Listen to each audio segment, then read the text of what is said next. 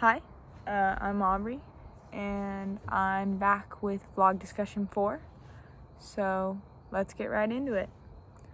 The first reading that we had this week was a Leslie Anderson passage called Seduced by Perfect Pitch, How Auto-Tune Conquered Pop Music.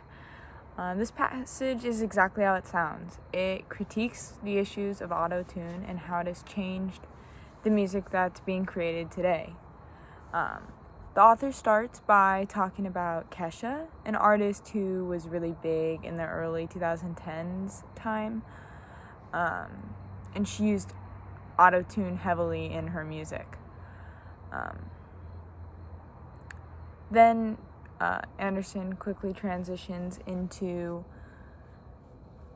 a brief history of auto-tune and kind of where it started, and questions the fear of auto-tune becoming such a part of music that our ear is tuned to it too much that it doesn't like the natural sounds of human voices. The author then goes as far as to say that huge major career successes such as that of Cher in the 1990s can be attributed to auto-tune, which is a pretty bold claim, but backed by literal facts of the music.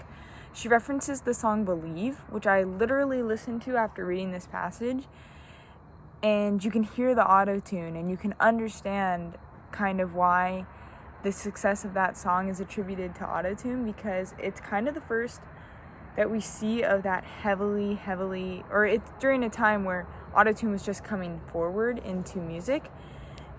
And so it was a newer, unique sound, and the song was a huge hit.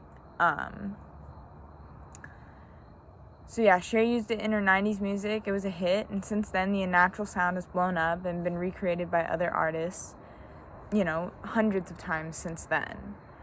Autotune wasn't the first of its kind. Leslie Anderson continues and explains this, as there was other sorts of voice manipulation things in music prior to autotune, but none of them made the same kind of change that autotune has. And the biggest issue with autotune now is the use of it to make subtle changes, to take an artist from good to great, and make it really difficult for artists who don't use auto-tune to be able to compete on an even level with artists who do use auto-tune to manipulate their voice and make them sound more talented. Going straight into the next reading, Riffs of Passage, the next reading that we cover from Tina Vasquez. She opens up the passage with a personal anecdote, which helps lead into the purpose of her writing, and help the reader associate the topic with how close it is to her, meaning that she has a connection and passion to speak on what she does. She explains that the lack of music that represented her and her culture, while also speaking of her friend who is an undocumented immigrant. She combines all these ideas, these music ideas, and these ideas of immigration, and talks about them in this passage. So, while explaining that finding music that represented her was hard, she also paints a very vivid picture of the bands and people she followed during her young life, which tells me that these bands and moments in her life were very, very vivid and left a lasting impact on her.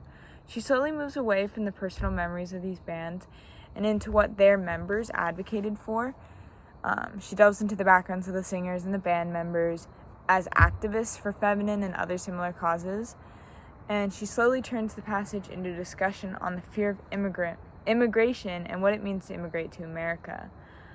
Though when immigrating, the goal is a better opportunity for life, it comes with the fear of deportation, being separated from your children and family, and just the plain struggle of combining your two worlds in two different countries. And these sort of struggles of immigration are often overlooked but they're also part of many of these musicians that she references as stories, and they influence the music that they make, and by doing that, then the music influences the audience, and the audience is able to connect with the singers due to a mutual situation that they both experienced, whether it be struggles with someone in your family being an undocumented immigrant, you yourself being an undocumented immigrant, just the plain struggle of trying to combine two lives in two different countries together, all of that. And so these artists, wrote music that was about that, and people who get the opportunity to listen to it may find some relief in the music that they relate to. And then lastly, we read The Pernicious Rise of Popism. The author opens up this passage with a personal story about finding her top 10 songs for a submission she was taking part in, and how in her research for the top 10 lists through different music critics and magazines, she found one thing: that music criticism is kind of weird.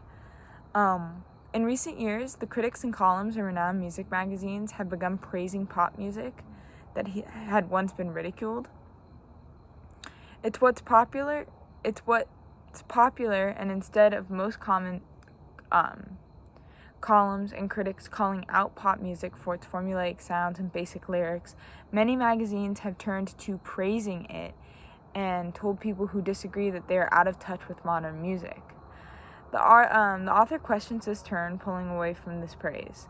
She questions why music criticism stopped praising the underappreciated and started boosting the basic popular music that flooded the radio and Billboard Hot 100 lists. The whole passage is an interesting point of view, because this turn in criticism of music can be argued in multiple directions. You could agree with our author that criticism has become weird and no longer does what it once did, and no longer praises the underappreciated.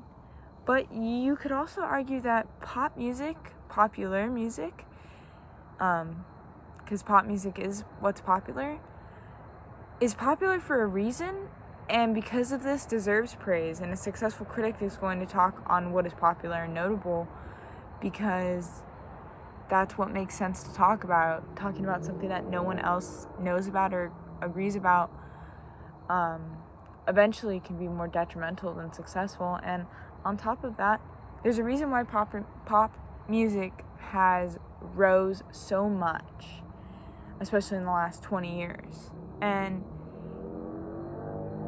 that reason could very well be because the music does certain things well and therefore deserves some kind of praise from critics.